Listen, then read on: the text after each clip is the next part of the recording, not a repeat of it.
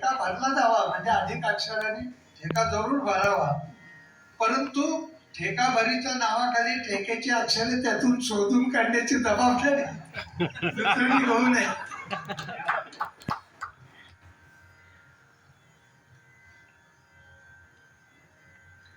अधिक वादनाचा उद्देश हा केवळ स्वतःचे कौशल्य दाखवण्यासाठी नसावा, तर गाण्या वाजवण्याची रंगत वाढवण्यासाठीच असावा. ख्याल गायकीतील आलापीच्या वेळचा ठेका हा शुद्ध स्वरूपात वाजवला जावा.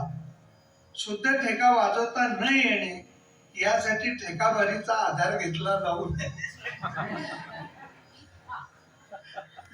म्हणजे शुद्ध ठेका वाजवता येत नाही म्हणून आम्ही म्हणतोय.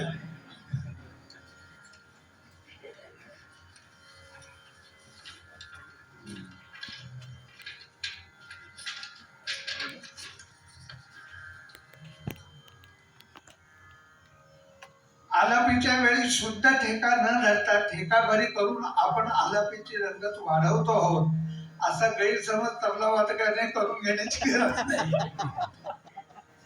ठेका वजनदार तर हवा, पण ठेक्याच्या आवाजात गोंगाटही नसावा.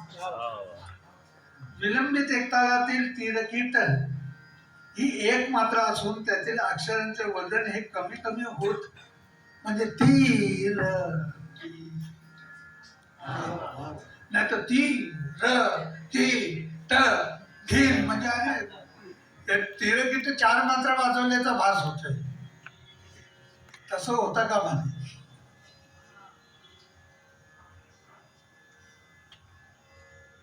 ठेक्यातील स्वरयुक्त वर्ण म्हणजे धा धागे स्वरयुक्त वर्ण हे तानपुऱ्याच्या स्वरात एकत्र व्हावेत, एकरूप व्हावेत.